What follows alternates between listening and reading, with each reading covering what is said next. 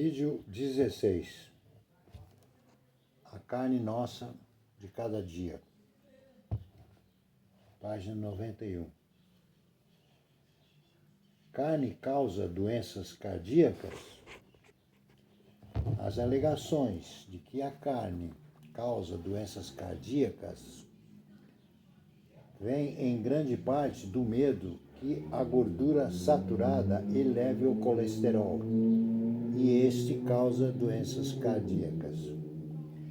No início desse capítulo, discutimos com Ansel Keys atribuiu de forma incorreta a gordura saturada na dieta como causa de doenças cardíacas. Vou repetir. No início desse capítulo, quer dizer, do vídeo passado, do vídeo 15, discutimos como Ansel Keys atribuiu de forma incorreta a gordura saturada na dieta como causa de doenças cardíacas. Uma meta-análise muito extensa e uma revisão sistemática de estudos observacionais e randomizados, controlados envolvendo mais de 600 mil participantes, concluíram que as evidências atuais não apoiam de forma clara as diretrizes cardiovasculares que incentivam o alto consumo de ácidos graxos poliinsaturados e o baixo consumo de gorduras saturadas totais. Mais uma vez, os estudos que ligam a gordura saturada e o colesterol à doença cardíaca são fundamentados na epidemiologia que podem revelar associações, mas não causas. O colesterol dietético foi justificado e não é mais um nutriente preocupante pela Academia de Nutrição e Dietéticos. Muitos livros e artigos provaram que a hipótese dieta-coração estava errada. Não há conexão entre colesterol dietético e ingestão de gordura saturada, como com doenças cardíacas. Vale a pena reler. Não há conexão entre colesterol dietético e ingestão de gordura saturada com doenças cardíacas. Não há. Ainda não está convencido? Se comer carne causasse doenças cardíacas, então você poderia apostar que os Tzimané, a população boliviana com a menor taxa de doenças cardíacas do mundo, provavelmente teria uma dieta absolutamente desprovida de carne. No entanto, cerca de 14% dela vem de frutos do mar e da caça. Claro, existem muitos outros fatores nessa dieta e no estilo de vida de caçadores-coletores dos Tzimané, que podem estar contribuindo para uma boa saúde. Mas é importante lembrar que eles também tendem a ter infecções por vermes parasitas. Um estudo publicado no Lancet relatou que as artérias dessa população aos 80 anos se parecem com as de um ocidental típico dos 50, aos 50. Se comer apenas carne fosse a causa de doença cardiovascular, nós haveríamos nessa população o que não acontece. Carne causa obesidade? A carne torna as pessoas obesas ou as pessoas obesas tendem a comer mais carne? Mais uma vez, apenas estudos observacionais são incapazes de nos dar essa resposta. Você talvez esteja pensando que conhece pessoas que, ao eliminar a ingestão de carne, perderam peso. Pode até ser verdade, mas há dois fatores em jogo aqui. Primeiro, quando as pessoas adotam uma dieta vegana ou vegetariana, muitas vezes eliminam também os alimentos que causam obesidade, os processados, aquelas famosas bruxarias. Né? Ao cortar da dieta alimentos ultraprocessados e pobres em nutrientes que nos estimulam a comer demais, as pessoas naturalmente perderão peso. Segundo, quando as pessoas reduzem sua ingestão calórica geral, perdem peso. Lembrando que perder peso não equivale a perder gordura.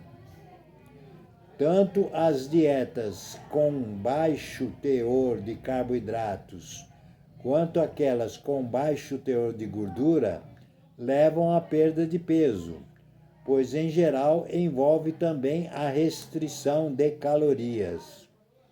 Mas aqui cabe observar que as dietas com alto teor de proteínas e com baixo teor de carboidratos ou baixo teor de gordura desencadeiam mais perda de gordura. Uma avaliação publicada no Journal of American College of Nutrition verificou que se encontraram benefícios de uma dieta rica em proteínas, mesmo quando as pessoas continuaram a comer a mesma quantidade de calorias.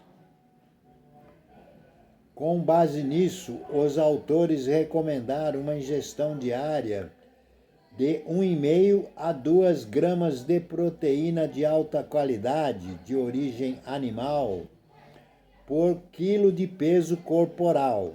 Tá entendendo? Então, por exemplo, eu estou com 75,5 kg, pesei ontem. Para facilitar a conta, 75 quilos.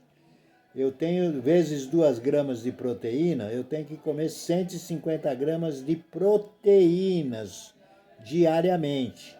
Não é 150 gramas de carne, é 150 gramas de proteína. Só para lembrar, um bife de contrafilé de 100 gramas tem 25 gramas de proteína.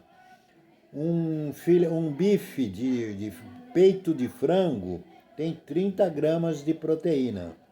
Um pedaço de frango de 100 gramas tem 30 gramas de proteína. Como funciona uma dieta rica em proteínas, pelo menos o dobro da RDA de 0,8 grama por quilograma de peso corporal? A primeira coisa implica simplesmente se sentir mais satisfeito. Porque quando você come carne e ovos, você fica mais satisfeito, mais rapidamente. Você não precisa continuar comendo porque você já comeu o suficiente. A proteína é o macronutriente mais saciante, em grande parte por seu efeito sobre os hormônios reguladores do apetite. Embora a restrição calórica funcione em ambientes de laboratório, no mundo real, as pessoas quase sempre comem até a saciedade. Portanto, caso se sintam mais satisfeitas, é menos provável que comam demais. Quando combinada com o levantamento de peso, a proteína aumenta a massa muscular, de modo que se perde gordura e ganha-se músculos. Outras dietas, como a restrição calórica, em geral também causam perda de peso, mas o objetivo precisa ser a perda de gordura, não apenas de peso. E dietas ricas em proteínas nos ajudam a queimar mais gordura por causa de algo chamado efeito térmico da comida.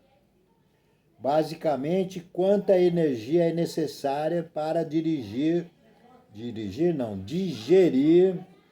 o alimento ingerido. Basicamente, quanta energia é necessária para digerir o alimento ingerido. A proteína tem um alto efeito térmico nos alimentos, porque se torna necessária mais energia para quebrá-la.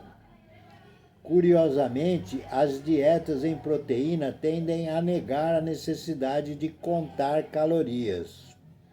As pessoas que seguiram uma dieta rica em proteínas e cortaram a ingestão de calorias ou a mantiveram, demonstraram melhora na composição corporal, mas aquelas que ingeriram mais calorias não pareciam constatar aumento da massa de gordura, quando tais calorias extras vinham das proteínas. Simplificando, aumente a proteína, mantendo as mesmas calorias, exercite-se e provavelmente perderá peso. Longe de causar obesidade, uma dieta rica em proteínas pode ser o elemento chave para ajudar as pessoas a regular o peso. Um problema generalizado que não podemos negar. Talvez seja mesmo fácil perder peso quando se reduzem as calorias, mas a sensação permanente de fome acabará falando mais alto. Sim, plantas têm menos calorias, mas ingeri-las em maior quantidade não aumentará a saciedade. A proteína animal também é muito mais absorvível do que a vegetal. Isso é, quando você come proteína animal, o intestino absorve mais facilmente do que quando você consome proteína vegetal. Se você quiser atender às suas necessidades de proteína apenas com alimentos vegetais, precisará consumir mais calorias. Voltaremos a essa ideia no capítulo 6. Vegetarianos vivem mais do que quem come carne? Você pode ter visto manchetes dizendo que os vegetarianos vivem mais do que não vegetarianos. Estudos dos adventistas do sétimo dia descobriram que vivem de 6 a 9 anos a mais do que a população em geral. Um americano médio pode ter uma expectativa de vida mais curta que a de um americano vegetariano. Porém, isso não significa que os vegetarianos vivem mais por causa da dieta. Lembra quando discutimos fatores de confusão na pesquisa? Os vegetarianos também são muito menos propensos a fumar ou a beber, e muito mais propensos a praticar atividades físicas. Então, veja bem, o vegetariano do Adventista do sétimo dia, ele não vive mais porque ele é vegetariano. Ele vive mais porque ele não fuma, ele não bebe e pratica atividades físicas. Está entendendo a diferença? Também tende a comer menos alimentos processados, as bruxarias. E açúcar, que é um grande veneno e que as pessoas têm dificuldade de entender isso. Açúcar é viciante, açúcar é veneno, açúcar é difícil de deixar de gostar. Portanto, dizer que a carne é o único fator causador de doenças é uma lógica falha.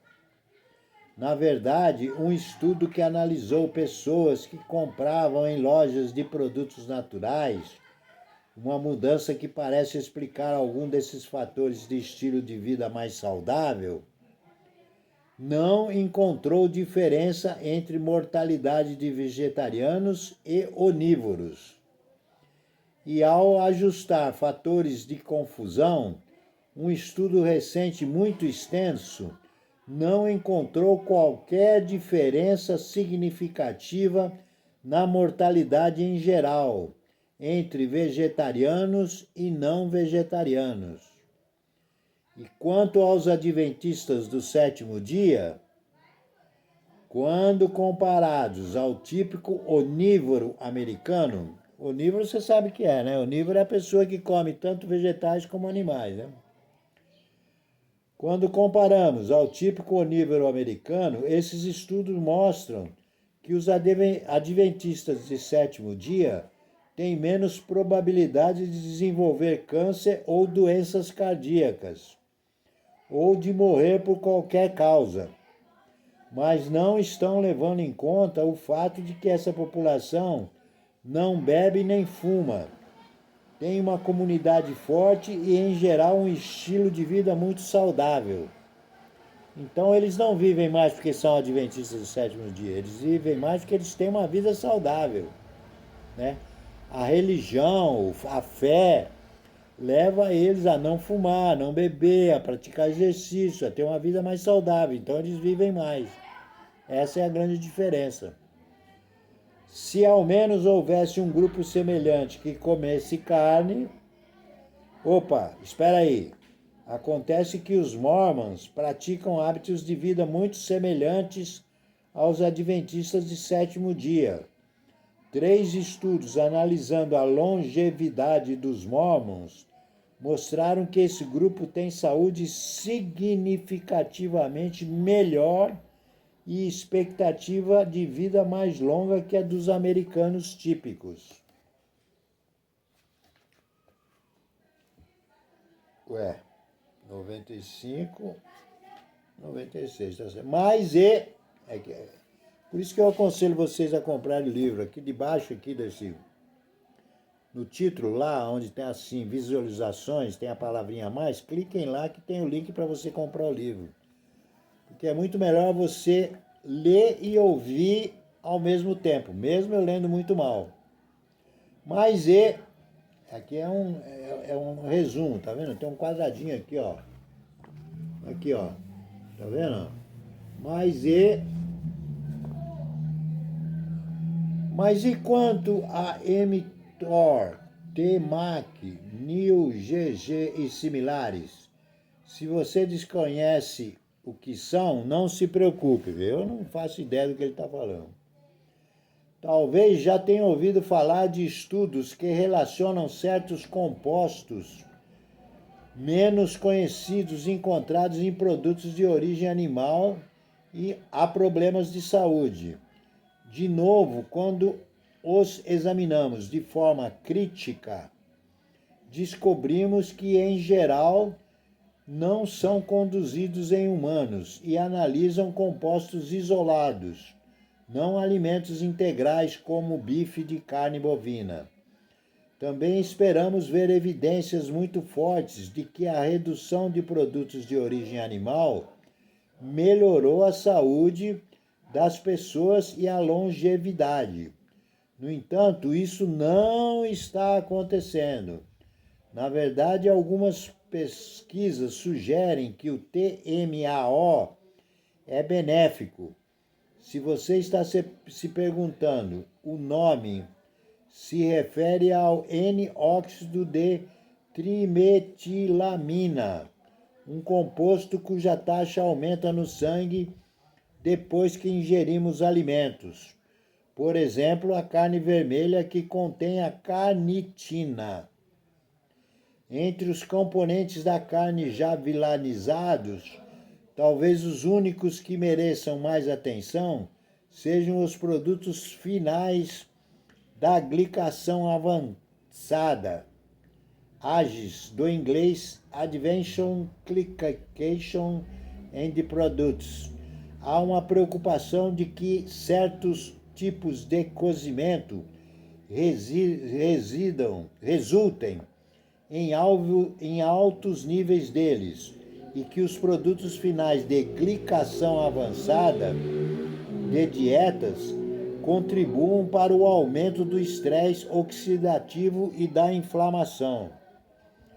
O efeito do cozimento que está implícito aqui também é conhecido como escurecimento ou reação de Maillard, uma prática normal da culinária, mas considerada problemática em grandes quantidades. Cozinhar em temperaturas muito baixas, em vapor e recorrendo ao uso de ácidos como limão e vinagre, parece reduzir a formação de ages. Para não nos alongarmos demais, vamos dedicar mais tempo em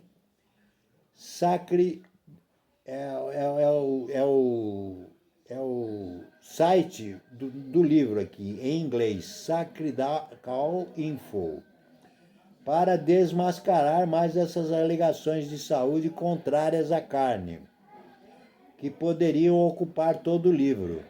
Temos a esperança de que você tenha entendido que confiar em questionários de frequência alimentar, eliminar um aspecto isolado da dieta e atribuir a culpa a determinado alimento, em especial um que faz parte da dieta humana há milhares de anos, deve ser enfrentado com mais alto nível de ceticismo.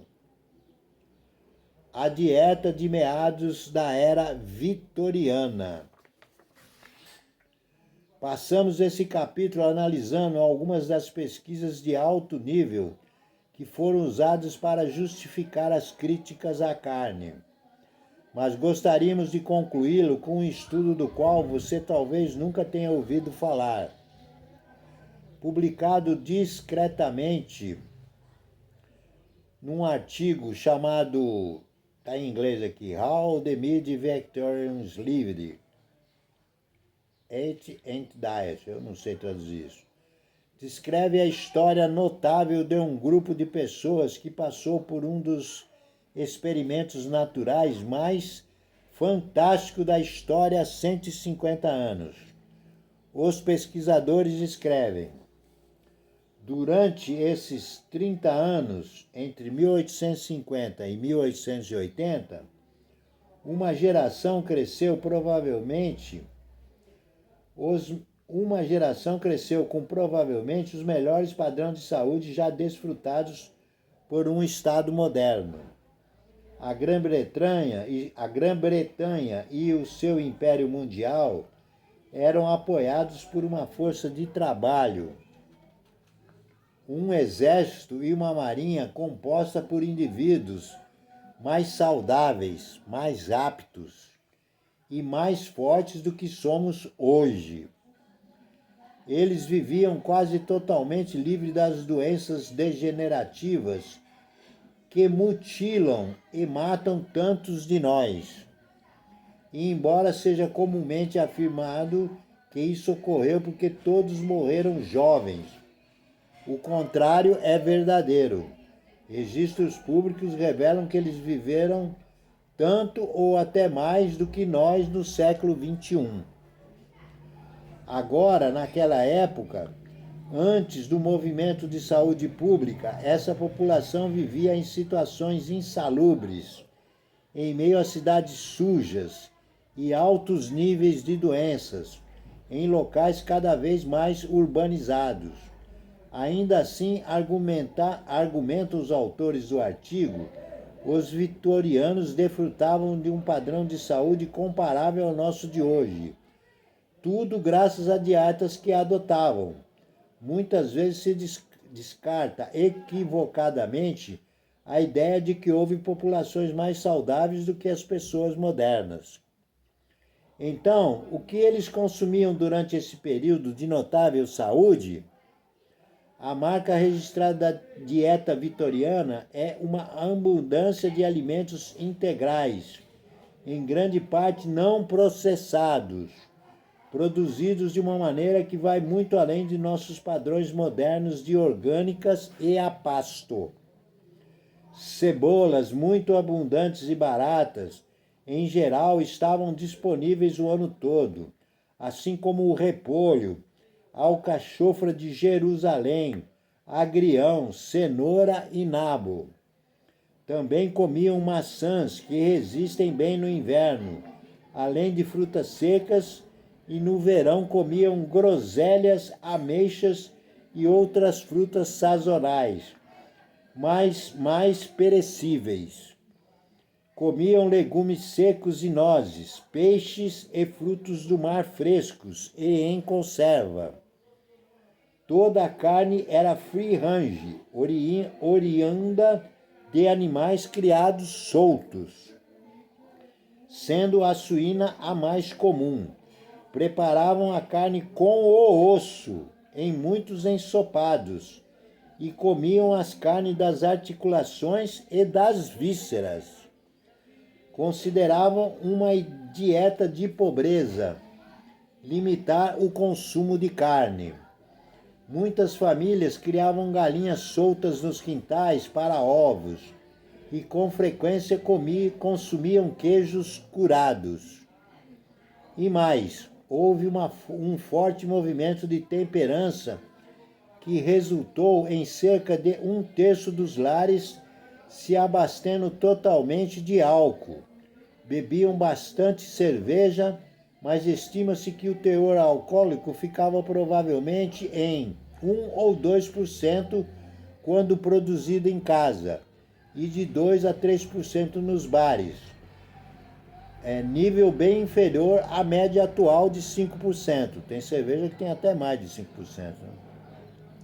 Em contraste com a dieta ultraprocessada de hoje, que leva alimentos densos em calorias, mas com baixo teor de vitaminas e minerais, no Ocidente essa dieta é chamada nutricionalmente densa, o que significa que cada caloria consumida contém uma grande quantidade de micronutrientes, vitaminas e minerais. A ciência denomina o caso dessa era vitoriana de experimento natural.